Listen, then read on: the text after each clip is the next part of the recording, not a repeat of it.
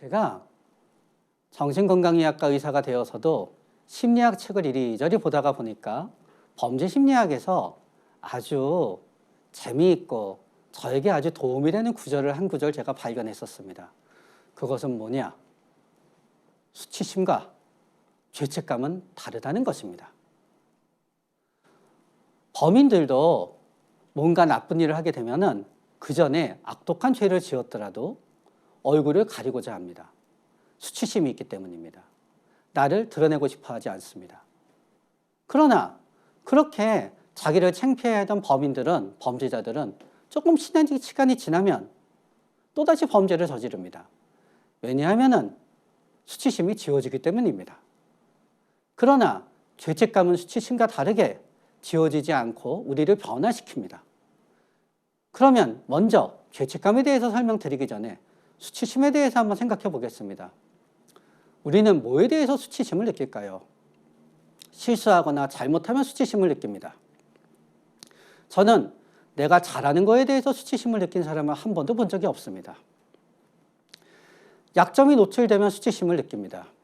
그러나 우리는 강점에 대해선 수치심을 느끼지 않습니다. 처음에 수치심은 직접 내 앞에서 누군가 나의 실수를 목격하거나 누군가 나의 약점을 보거나 누군가 나의 수치스러운 점을 갖다 발견하게 됐을 때만 우리는 수치심을 느낍니다. 그러나 나중에 수치심이란 것이 우리 안에 자리를 잡게 되면은요, 혹시 실수하면 어떡할까? 혹시 잘못하면 어떡할까? 우리는 실수하거나 잘못하지 않았을 때도 혹시 실수하면 어떡하지? 하면서 잠재적으로 수치심을 느낍니다. 이거를 잠재적 수치심이라고 얘기합니다. 그런데 수치심의 또 특성이 있습니다. 수치심은요, 잠재적 수치심이 있기는 하지만 결과적으로 대부분의 수치심은 들켰을 때만 느끼고요, 안 들키면 느끼지 않습니다. 제가 정신건강의학과 의사를 하다가 보니 엄청나게 많은 외도와 불륜의 경우를 접하게 됩니다. 제가 불륜인 사람들을 보다가 보면 특징이 있는데요, 들키기 전까진 잘못이라고 생각하지 않습니다. 왜냐하면 들키지 않았기 때문에 내 배우자는 내가 외도를 하고 있는 걸 모르기 때문에 나는 배우자의 마음을 아프게 하지 않았기 때문에 나는 잘못을 저지르고 있지 않다고 스스로 합리화를 합니다. 그러나 들키고 나서야 잘못이란 걸 인정합니다. 그러나 들키고 나서 잘못이란 걸 인정하는 사람도 조금은 저는 양반이라고 생각합니다. 많은 분들은 들키고 나서 적반하장으로 나오는 수도 굉장히 많습니다. 외도의 99%는 휴대폰 카톡을 통해서 배우자에게 알려지게 되는데요, 휴대폰 카톡을 통해서 배우자가 불륜을 알게 됐을 때 수치심을 느끼고 가만히 있지 못하는 사람도 있는 반면에 자신의 휴대폰을 열어봤다는 거로 화를 내면서 적반하장으로 사태를 갖다 해결하고자 하는 분들도 적지 않습니다. 다른 얘기로 제가 흘러가서 진짜 죄송합니다. 결국 우리는 잘못을 했더라도 거기에 대해서 지적받지 않으면은 우리는 수치심이라고 느끼지 않습니다. 죄도 마찬가지입니다. 우리는 죄를 지었으니 벌을 받는다고 생각하지만요, 사실은 벌을 받기 전까진 죄라고 느끼지 않습니다. 도스토옙스키가 이 시대에 태어나서 제대로 심리학을 공부했다 그러면 책의 제목을 죄와 벌이 아닌 벌과 죄로 바꿔야 되는 게 좀 맞다고 생각을 합니다. 그렇기 때문에 무죄 추정의 원칙은 법정에서만 있는 게 아닙니다. 많은 사람들은 무죄 추정의 원칙을 자신에게 적용합니다. 그렇기 때문에 우리는 증거를 들켜서 그로 인해서 처벌받기 전까지는 나쁜 일을 하고도 수치심을 갖다 느끼지 않게 됩니다. 그러나 역으로 세상에 또 어떤 일이 발생할까요? 사실은 내가 아무 잘못을 하지 않았더라도요, 비난받고 놀림받고 조롱받다가 보면은요, 거기에 대해서 수치심을 느끼게 됩니다. 어떤 사람이 코가 너무 예쁩니다. 그러나 모든 사람들이 그날 넌 코는 예뻐, 넌 코는 예뻐, 넌 코는 예뻐 하고요, 하다못해 평소에 나를 굉장히 미워했던 사람도 너 코는 예뻐 그러잖아요. 코가 예쁘다는 거에 대해서 수치심을 느끼게 됩니다. 나는 코만 예쁜가 봐 그러면서요. 그렇기 때문에 우리는 내가 잘못을 해서, 내가 약점이어서 거기에 대해서도 수치심이 일어나지만 사실은 우리는 놀림받고 비난받고 잘못이라고 하다가 보면은 거기에 대해서 수치심을 갖다 느끼게 되는 겁니다. 어떤 학생이 인서울에 대학교에 들어갔습니다. 수치심을 느낄 이유가 없습니다. 그러나 만약에 그 사람이 그 부모님이 전부 다 스카이를 나와서 어렸을 때부터 부모님으로 인해서 공부 못한다는 얘기를 듣고 살잖아요. 인서울에 우리가 알만한 대학교에 가더라도 그 사람은 평생 나는 공부 못하는 사람이라고 수치심을 느끼면서 살게 됩니다.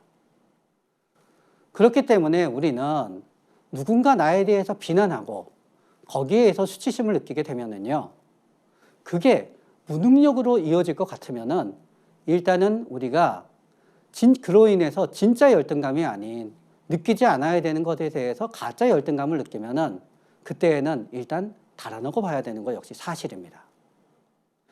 그래야지 수치심은 그게 내가 잘못을 하지 않았건 잘못을 했건 간에 회복이 됩니다.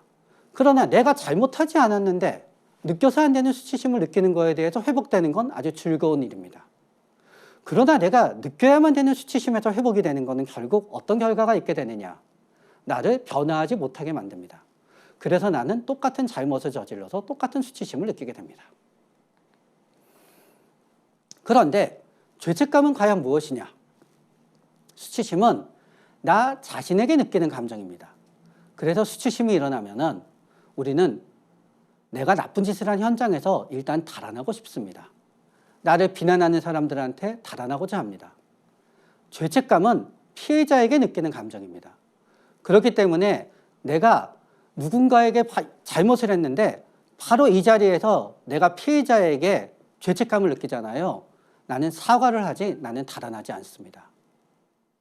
내가 죄책감을 느끼잖아요. 피해자에게 피해를 보상하려고 하지 나는 달아나지 않습니다. 그러나 수치심을 느낀 사람도 피해자한테 보상을 합니다. 빨리 끝내서 빨리 수치심에서 벗어나고 싶기 때문에 돈으로 때우는 것입니다. 그렇기 때문에 금전적인 보상을 한다 그래서 그게 꼭 다 죄책감은 아닙니다. 그러나 진정 내가 잘못했다는 것을 알고 피해자가 받은 피해에 대해서 내가 마음이 아파서 보상을 하면은 그거는 수치심에서 기인한 보상이 아니라 죄책감에서 기인한 보상입니다. 그러나 빨리 이 모든 일을 사람들이 잊어먹었으면 좋겠고 빨리 이 모든 일을 피해자도 잊어먹었으면 좋겠다는 생각에서 보상을 해서 내 수치심을 빨리 끝내고자 보상을 하면은 그거는 내가 수치심에서 벗어나기 위한 보상에 불과하게 되는 것입니다. 그래서 그런 보상을 반복해 주는 거는 내 가족이 되었건 내 주위의 사람이 되었건 변화하지 못합니다. 그러나 진짜 내 주위에 있는 사람이 죄책감을 느껴서 보상을 피해자한테 하고자 하는데 금액이 모자랄 때는 그땐 도와줘도 됩니다. 그러나 단지 내 주위에 있는 내 가족, 내 친구의 수치심을 없애기 위한 보상을 도와주는 것은 친구와 가족을 변화하지 못하게 합니다. 그러나 우리가 열등감을 벗어나기 위해서 도대체 왜 이렇게 죄책감 얘기를 하느냐? 결국 뭐냐? 죄책감을 느껴야, 나 자신에 대해서 죄책감을 느껴야 우리는 열등감에서 벗어날 수 있기 때문입니다. 왜냐하면은 나 자신에 대한 수치심만 가지고서는 나는 변화하지 못합니다. 나 자신에 대해서 죄책감을 가지게 될 때 나는 변화할 수 있습니다. 그럼 나 자신에 대한 죄책감은 뭐냐? 나한테 미안한 겁니다. 나 자신에 대해서 수치심만 느끼고 있을 때 나는 나에 대해서 어떤 감정을 가지게 되냐 하면요. 내가 밉습니다. 내가 싫습니다. 내가 없어졌으면 좋겠습니다. 그냥 내가 얼굴도 확 바꾸고 이름도 확 바꾸고 아무도 나를 못 알아보게 되었으면 좋겠습니다.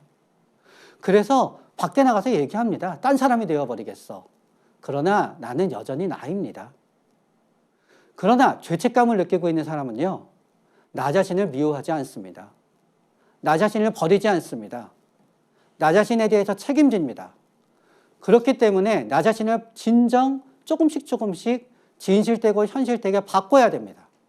그러므로 인해서 내가 열등감을 느끼는 게 나의 잘못에 대해서 나의 모자란 점에 대해서 제대로 된 열등감을 느끼고 있다 그러면 죄책감을 느낌으로 인해서 나는 바뀌어지는 거고요. 내가 나 자신에 대해서 느낄 필요가 없는 열등감인데 주위의 강요로 인해서 열등감을 느끼고 있다 그러면은 나는 죄책감을 통해서 나 자신한테 미안하기 때문에 더 이상 그런 열등감을 느끼지 않게 되는 것입니다.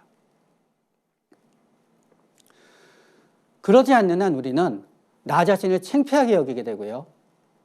나 자신이 창피하다가 보니까 나에 대해서 자랑스러운 게 없고 나를 보고 싶지 않습니다. 그러니 우리는 뭐를 보게 될까요?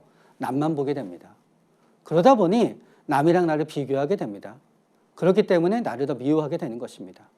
나 자신에 대해서 죄책감을 느끼고 나 자신에 대해서 책임집시다. 자, 마지막으로 이 말씀을 드리고 싶습니다. 지구가 생겨나기까지의 확률은 수억 분의 1, 수억 분의 1 곱하기 수억 분의 1 곱하기 수억 분의 1 곱하기 수억 분의 1이었습니다. 그 안에서 인간이 생겨나는 확률도 수억 분의 1 곱하기 수억 분의 1 곱하기 수억 분의 1 곱하기 수억 분의 1보다 더 귀한 일이었습니다. 그 중에 인간이 중에서 여러분이 바로 생기게 된 거는요.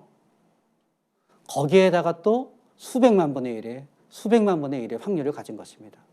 여러분은 단 하나밖에 없는 귀한 존재입니다. 그렇기 때문에 나에 대해서 죄책감을 느끼고 나를 책임지고 나를 바꾸어 갑시다. 자, 사람들은 묘한 심리가 있습니다. 돈이 없으면 돈을 아껴야 됩니다. 그런데 돈이 없는데 돈을 더 쓰는 분들이 있습니다. 사실은 이런 분들이 적지 않습니다. 사실 우리 대한민국 사람들 중에 빚 없는 사람이 있나요? 그런 다음에 우리가 가진 빚에 대해서 가슴에 손을 얹고 얘기해 봅시다. 그거를 진짜 내가 생필품만 사면서 귀하게 썼는지. 그렇기 때문에 돈이 없으면 아껴야 되지만 우리는 돈이 없어도 돈을 더 쓰고 싶은 마음이 사실 우리 마음속에 조금씩 더 있습니다. 그럼 왜 그렇게 되냐? 그거는 첫 번째는요. 스트레스 때문입니다. 스트레스가 있게 되잖아요. 인내력이 약하게 됩니다. 그래서 이런 실험이 있습니다. 이쪽은 굉장히 어려운 수학 문제를 풀게 합니다. 이쪽은 너무너무 쉬운 수학 문제를 풀게 합니다. 그리고 나서 수학 문제가 나왔을 때 양쪽에는 단 초콜릿 같은 게 있습니다. 어려운 수학 문제를 푼 사람들은 초콜릿을 훨씬 더 많이 집는데요. 쉬운 수학 문제를 푼 사람들은 초콜릿을 덜 집는답니다. 스트레스 때문에 통제력이 약해지는 거지요. 그러다가 보니까 우리가 단 게 땡기는 겁니다. 그렇기 때문에 우리는 스트레스를 받게 되면 뭔가 해야 되는데요. 스트레스를 받게 되면 어떤 사람은 술을 먹고 싶습니다. 자, 그래서 스트레스 받을수록 술 먹는데 돈을 더 많이 씁니다. 어떤 사람들은 스트레스를 받으면 뭔가 자잘한 거를 사고 싶어집니다. 그래서 스트레스 받으면 돈을 더 쓰게 됩니다. 어떤 분들은 스트레스 받으면 단 거를 먹어야 됩니다. 그래서 돈을 더 많이 쓰게 됩니다. 그래서 우리는 스트레스를 받으면 돈을 더 쓰게 됩니다. 인내력이 약해지기 때문이고 돈을 쓰고자 하는 욕구를 참을 수가 없습니다. 먹는데 돈을 쓰건 물건을 사는데 돈을 쓰건 술을 마시는데 돈을 쓰건 뭐를 하는데 돈을 써야만 됩니다. 두 번째로 돈이 없잖아요. 그래서 상황이 몰리잖아요. 정신이 없습니다. 그래서 돈을 쓰면서요. 도대체 내가 얼마에 어디까지 돈을 쓰고 있는지 잘 모릅니다. 말도 안 된다고 생각하실 텐데요. 우리 안에는 머릿속에서 하는 자동 덧셈이 있고요. 실제로 하게 되는 덧셈이 있습니다. 인간의 마음은 묘해 같고요. 우리는 손가락이 10개잖아요. 손가락 10개까지를 잘 더한다 그럽니다. 그래서 인간은 기억할 때 5개까지 잘 기억합니다. 그리고 나중에 처음에 물건의 이름이건 뭐든지 간에 예를 들어서 제가 미국의 유명한 대학교 이름 대학교 이름 대보세요. 그럼 다들 하버드, 스탠퍼드, 예일 3개까지 잘 됩니다. 그리고 우리 부모 형제가 다니는 학교 하나 하고요. 가족이 다니는 학교 그래서 5개지 5개 이상을 줄줄이 기억하는 사람이 없습니다. 여러분들한테 제가 친구 이름 빨리 대보세요 그랬을 때 5명 되고 나면 그때부터 생각해야 됩니다. 그렇기 때문에 우리는 어림잡아서 기억을 합니다. 돈을 쓰면서 어림잡아서 내 머릿속에 이번 달에는 얼마 쓴 것 같아. 이번 달에는 대강 얼마 쓴 것 같아. 그리고 그거를 우리는 소비를 통제합니다. 그런데 스트레스를 받게 되잖아요. 그게 덧셈이 잘 안 됩니다. 그래서 스트레스 받고 나면 돈 쓰고 나잖아요. 나중에 카드 명세서 보고 난리가 납니다. 나 이거 해킹 당했나 봐. 카드 도용 당했나 봐. 난 이런 물건을 안 샀어. 그리고 보면 다 내가 샀습니다. 그래서 정신이 없기 때문에 그렇습니다. 또 마지막은 왜 그런가 하면은요, 돈이 없잖아요. 그거를 제가 인정해야 되잖아요. 인정하면 비참해지잖아요. 그렇기 때문에 내가 아직은 이 정도는 살 수 있어. 아직은 이 정도는 살 수 있어. 아직은 이 정도는 살 수 있어 하면서 자기 부정을 위해서 돈을 쓰게 되지요. 그러나 이거를 심리적으로 여기게 되면 일종의 보상 심리가 되는 겁니다. 그리고 또 우리가 상황에 몰리게 되고 열등감이 있잖아요. 열등감이 있게 되면은 열등감도 내가 어떤 상황이냐에 따라서 내가 다르게 발휘가 되게 됩니다. 게임을 하면서, 유튜브를 하면서, SNS를 하면서 하루하루 삶을 갖다 이어나간다는 거는요, 엄청난 생존을 향한 의지인 겁니다. 시간이 지나게 되면은 여러분은 저절로 여러분을 사로잡히는 존재적 열등감에서 벗어날 수 있게 됩니다.